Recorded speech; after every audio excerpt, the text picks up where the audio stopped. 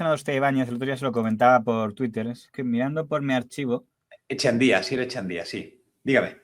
No, que otro día encontré esta entrevista de Ibáñez cuando estaba en pleito con la editorial Bruguera.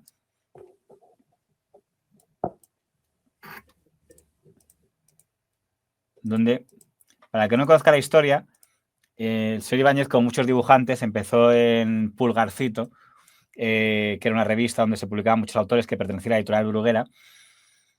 Y ocurrió una cosa muy interesante, que es que aunque tú creas los personajes no eran del dibujante, eran de la editorial. En los años 80, Bruguera iba para abajo, la familia Bruguera ya lo había vendido, lo compró un aventurero, creo recordar que uruguayo, no sé si se llama Leo Antunes, tal, igual hay que ajustar, entonces primero vamos a bajar el sueldo a los dibujantes y los que no quieran, pues que se larguen, porque estaba ya en caída libre. Y entonces, bueno, pues Ibáñez estaba aquí muy enfadado porque ya no podía usar a Mortero y Filemón, porque no eran de él, eran de la editorial, y creó, como usted sabe, a Chicha, Tato y Clodoveo. Sí, y su 13 Roel Percebe Deluxe, que era Rebolling Street, número 7. Era como 13 Roel Percebe, pero de dos páginas. Entonces, esto es cuando en el 86 él se acaba de ir de Bruguera y concede esta entrevista donde se le notaba, está en plan jocoso, graciosillo, pero se notaba un poco mosqueadillo. Hi ha un pare amb uns fills tan famosos com Mortadelo i Filemón que ja tenen 28 anys, doncs s'ha quedat sense la custòdia dels seus fills. Se ha quedado usted sin la custodia de sus hijos. Però sobretot també m'agradaria aclarir que aquesta és la seva versió i que nosaltres ni entrem ni sortim. Ahora dice, esa es su versión. TV3 va a ver que el presentador no se quiere meter en el conflicto, ¿eh? Va a decir muchas veces que se ve que Bruguera también algo que tiene su historia en Cataluña y verá que está siendo muy neutral. Dice, esa es su versión, yo no entro ni salgo en esa. Exactamente. Senyor Ibáñez, ¿nos expliquen? Bueno, sí, yo di a luz a Mortadelo y Filemón hace ya casi 30 años, 28 años exactamente, con gran alegría de la casa. De la casa editora me refiero concretamente. De la madre, sí, de la madre que los parió. Sí, bien.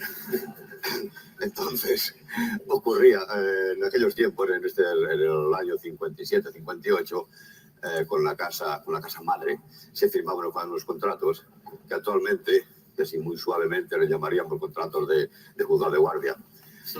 Bien, se firmaban estos contratos porque no quedaba más remedio que hacerlo. O hacías esto, firmabas este contrato, o no trabajabas, no hacías nada. Empezabas a producir, empezaban a crear personajes como Mortadelo y muchos otros. Empezamos las cosas a no ir demasiado bien con la editora. Llegaba un momento que decíamos, bueno, ya no podemos soportar esta situación, nos vamos a probar otros terrenos, nuevas aventuras y tal.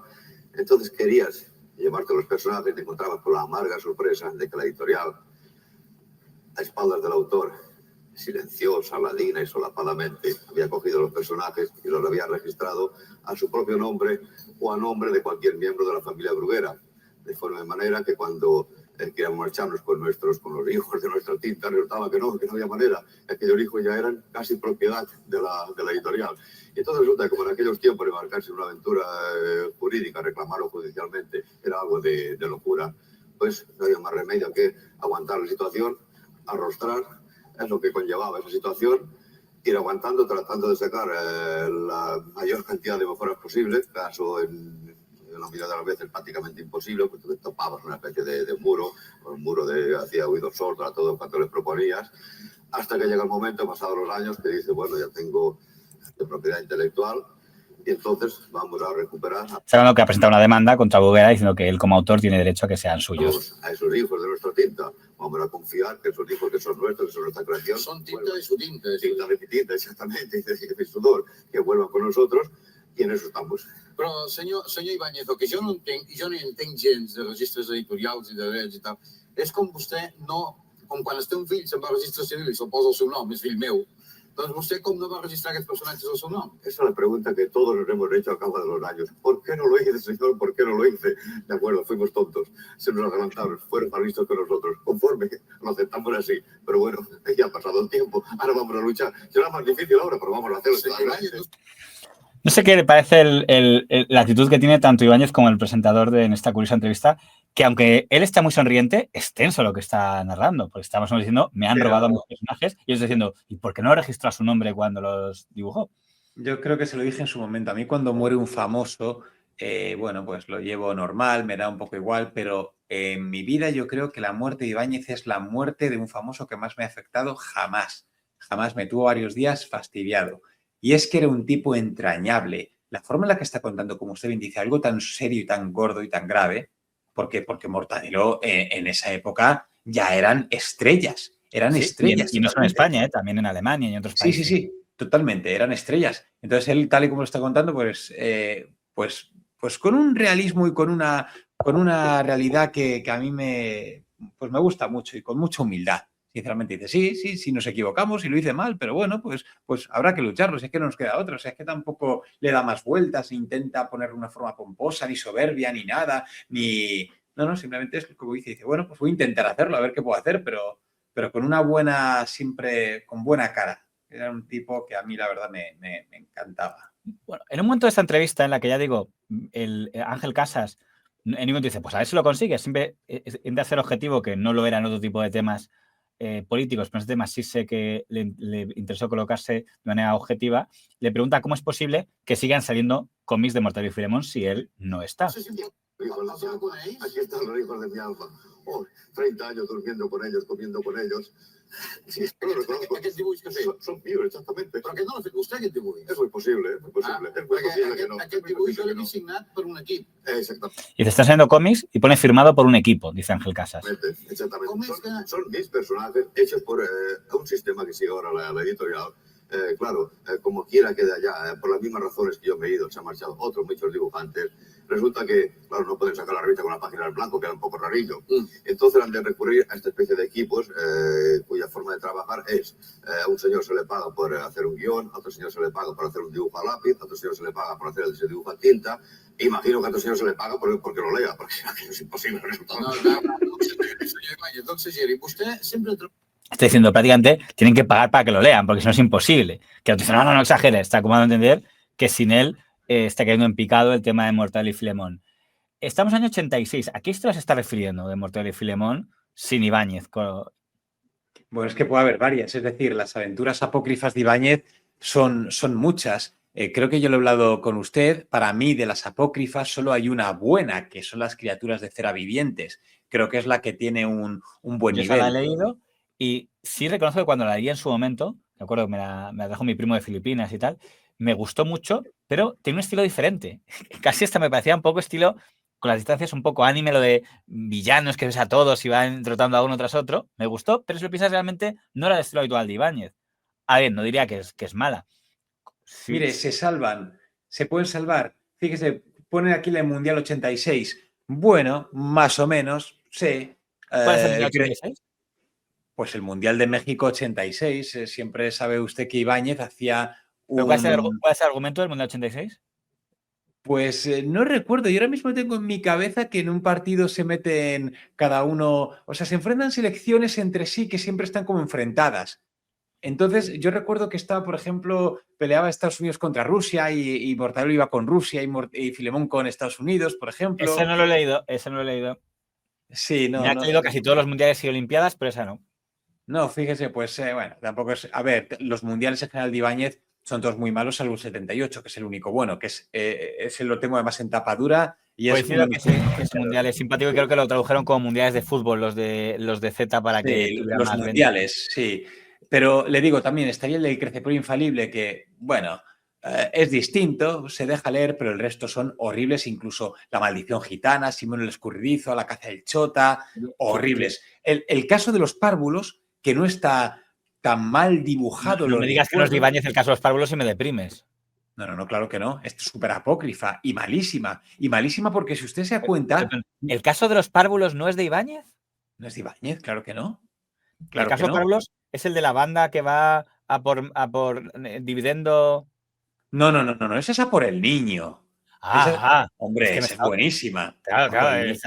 A por el niño es de las mejores. El caso de los párvulos es que el Bacterio inventa un invento para devolver a la infancia a los adultos. Y ya está. Y realmente es Mortadelo y Filemón que tienen que ir a cazar a distintos maleantes que están haciendo el mal y al final de cada una de las 4 páginas seguidas les hacen pequeños y ya está. Pero ya está. O sea, es decir, no... el tema de que sean niños forma parte del gag inicial, porque Ofelia, Bacterio y el Super son niños, entonces pues tienen ahí movidas entre ellos, y forma un gag inicial y el gag final donde transforman a los malos en niños. Pero ya está, pero el argumento no lo sostiene nada, malísima. Bueno, aquí esa entrevista básicamente, aparte de contar su pleito con Bruguera, es para presentar a sus personajes. Ahí me temo que Ibáñez se viene un poco arriba al hablar de, pero gente es lo que tiene que vender, es lo que está haciendo ese momento, a Chicha, Tato y Clodoveo, que no creo que tuviera una gran influencia en la historia del còmic. Creo que fueron 3 historias, nada más que llegó a ver a nivel largo, ¿no? Preparadas a cadascun d'ells. Aquí los tenemos. Aquí tenim els 3 personatges. Chicha, Tato y Clodoveo. Aviam, això ha passat... A la derecha de la pantalla es una chica procedente que un día decidió, lo envió muy puesto al día, esta procedencia es diametralmente, solo que bajo lo Clodoveo, este proviene muy puesto de tiempo. Els seus primers personatges, el Mortadelo i Filemón, i per tant, aquests 28 anys es noten amb les historietes. Ara el tema que bàsicament els ocupa és el tema de l'atur. I el dibuix són del mateix pare, tots els fills s'assemblen una mica. Es que dice el momento Ángel Casas, ¿no se parecen un poco a Mortadelo y Filemón? Que dice, no, tanto, dice, ¿no se disfraza también el otro? Bueno, dice, eso sí. No se parecen a todos. Hombre, es que, a ver... Sí, posiblemente sí, posiblemente para recordar. No me fastidia. A ver, pero claro, pero porque Clodoveo se disfrazaba como Mortadelo y Tato era un poco ciego como rompetechos. O sea, realmente tenía temas de color de la vista. Entonces, Chicha sí que creo que tenía su personalidad propia. Hombre, Chicha lo que tenía la novedad que, como estábamos ya en los 80, pues tenía más importancia un protagonista femenino, que no en Pulgarcito eran, miras todos los autores, y eran contados los que tenían, bueno, las hermanas Gilda de Vázquez, que como mucho que no sé si son un buen representante. O pero Deliranta Rococó, que me suena a mí, y poco más. O sea, no tenía mucho más. De momento le dice, ¿y qué pasa si recupera usted Mortadelo y Filemón? ¿Qué pasará con Chicha, Tato y Clodoveo? Dice, no, convivirán todos, tal. A recordar al otro hijo, ¿por qué no hay que ser sobre todo, ante todo, algún estudioso de la historia del personaje, o sea, quien ha trabajado en Bruguera puede hacer muchas propiedades, porque están en Mortadelo y Filemón, ya no están, estaban en pleno auge. Estaban, ya no están. Él sigue diciendo que para él no son Mortadelo y Filemón lo que está saliendo. Él habla como algo que ha muerto, esos no son Mortadelo y Filemón los que están saliendo. Y cuando un personaje está en pleno auge, no es el momento de crear otros. O sea, el público es el toro que dice, oye, muchachos, está en pleno auge. Pues el Chicha, un autor jamás mata a sus personajes, jamás sería un... ¿Se matará usted a Chicha, Tato y Clodoveo si recupera Mortadelo y Filemón? No, jamás los mataré. Infanticidio, sería un hijicidio, no te estoy ni hablando. Lo que ocurre es que entonces pues tendremos más trabajo. Haremos Mortadelo por un lado, haremos Chicha, Tato y Clodoveo por otro, y seguiremos con todos, con la gran familia, todos tan felices. Es esta época... Es que le digo una cosa, Ibáñez, aquí por exigencia, porque no le quedó más remedio, pero se intentó como acercar al público... Juvenil. Un público joven, con Tete Cohete también, que era un personaje que estaba totalmente limitado. Era, bueno, Libertito Mecha de A por el Niño, es una suerte de Tete Cohete, de hecho. O sea, además se parecen, tienen los dos dientes para afuera. Sí, pero es que al final es un personaje muy limitado. Entonces, no sé, las veces que lo intentó, para mí se quedó un poco corto. Que sepa, esta historia acabó, entre comillas, mal pero bien. Ibáñez perdió el juicio. Se dijo que Bruguera era la dueña porque había firmado una cesión, era todo de ellos, tal, pero Bruguera quebró. Y cuando quiebra del todo Bruguera, lo compra el Grupo Z, los mismos dueños de Interview, de un montón de cosas, y esos dicen que quieren sacar más Mortadelo y Filemón. Lo que pasa es que el Grupo Z, ahora y además lo anunciará en todas las publicaciones del Grupo Z en el año 88, que es que contratan a Ibáñez para que continúe la conducción de Mortadelo y Filemón. Como sabe usted... Veo esta foto, qué diferente con la viñeta que dibujó Ibáñez, ¿no? Sobre cómo lo negociaron, ¿verdad? Claro, este señor, que es el señor del Grupo Z, Alberto Crespo, que lo gracioso de este asunto es que, como usted sabe, todo esto del 86 pasaba justo cuando Mortadelo y Filemón cumplían 25 años, con lo cual Ibáñez no pudo celebrarlo. Y esperó 10 años más. Y fue, yo te haré mucho de entenderlo porque celebrar, te digo, cuando cumplía el 35, cuando hizo la celebración pendiente de no haber podido celebrar los 25 años. Y entonces hizo para mí lo que para mí es la mejor cosa hecha por un dibujante de cómic, que es como que él incluyó esta historia. Muy brevemente, pero comenta ahí, sale el del Grupo Z comprando del trapero Editorial Bruguera. Y dice, claro, tenía que continuarlo. Entonces saca, hablando con un dibujante, usted, señor Muríllez, pensamos que podía dibujar Mortadelo y yo, Mortadelo, eso, y le ve suicidándose y dice, vale, llamaremos a Ibáñez. Y entonces hace la mejor viñeta que yo he visto, que es lo de... Eso lo sabía. Y se iniciaron conversaciones de alto nivel entre caballeros y muy por encima de vulgaridades, apetencias materiales. 100.000 la página. Sí, hombre, y una extravía. 80.000 es mi última palabra. Siéntate aquí, baila. 50.000 y por qué me repugna hablar de dinero. 200 frases que te den. Es buenísimo, es buenísimo, buenísimo, buenísimo. Me acuerdo mucho de esta viñeta. Es de los pocos dibujantes que les he visto capaz de hacer la negociación de cómo fue su última etapa, porque ya está acabando el tema en Ediciones B, con el... Pero a mí, lo de... Además, cuando lo leí no lo entendí, digo, ¿qué es eso? Y ya cuando lo entendí, digo, claro, está hablando del pleito que tras perder le tuvieron que llamar, aunque entiendo que usted está de acuerdo en que el Grupo Z acertó, diciendo que trajeran a Ibáñez. Hombre, por supuesto. Y es cierto que Ibáñez, a partir de los 2000, salvo contadas ocasiones, se vuelve francamente repetitivo. Y, bueno, yo inicié una ronda de tweets donde me iba a leer toda la colección de Mortadelo y Filemón. Tal vez lo recupere ahora. Me quedé en el Kamikaze Regúlez y a partir de ahí no seguí. Pero es cierto que se vuelve un poco repetitivo y al final las historias de Ibáñez pues aportan ya poca novedad, honestamente. Pero con todo... Pues, hombre, pues es Ibáñez y es que siempre tiene ese encanto. A pesar de que las últimas, por cierto, tengan un entintado bastante malo. No lo recordaba, pero que así ponía lo de Bruguera. Dice, ante la tremenda demanda de los genios rectores de la editora, contrataron personal y compraron máquinas para realizar una tirada semanal de 500 millones de ejemplares con destino a China. Y sí, claro, no fue extraño que el Dire le encargara a Glorioso Ibáñez un último trabajo. Y ya sabe, cuelga cerrado por irse a matar. Bueno, así contaba el fin de la editorial Bruguera.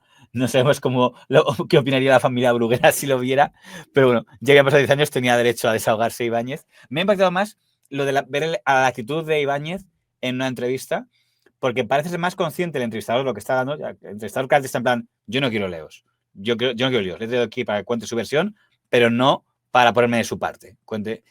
Y en cambio, él está, bueno, sí, la madre que los parió. Como hablaba él, a toda leche siempre y como súper despreocupado. Me recuerdo esa entrevista en Sorpresa, donde él está ahí tan campechano, tan feliz, no sé. Es que yo le vi.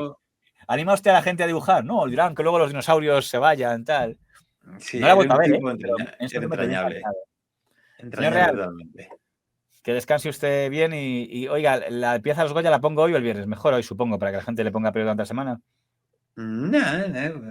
Bueno, cuando usted vea, comercialmente, usted maneja bien el marketing del canal, así que cuando usted crea. Para el viernes, para dejar el día antes, no sé. Sí, puede ser. También le digo sí, puede ser que sea el momento. Le digo una cosa, con esta pieza me ha animado usted a volver a seguir leyendo Mortadelo y seguir por donde lo dejé y continuar con mi hazaña de leerme todas las historietas, que por cierto, yo le dije cuál era de las que a mí me había gustado, la que tengo en mi top, el Mundial 78 es una de ellas. Lo que el viento se dejó es otra de ellas, que me pareció brutal. Qué gran me pareció, lo que el viento se dejó es porque si algo sabe Ibáñez es retratar pueblos y exagerarlo, y es maravilloso. Pero también me encantó su vida privada. Me pareció muy buena. Ha bajado usted mucho el nivel. Ese ya para mí es la etapa mala de Ibáñez. No, hombre, me hizo muchísima gracia, muchas gracias. Pero bueno, ya digo, volveré a ponerme a leerlos y seguiré por donde lo dejé y seguiré poniendo, porque yo tengo ese tweet, seguiré alimentando ese tweet larguísimo, que a ver si lo encuentro por ahí y seguiré poniendo más historias.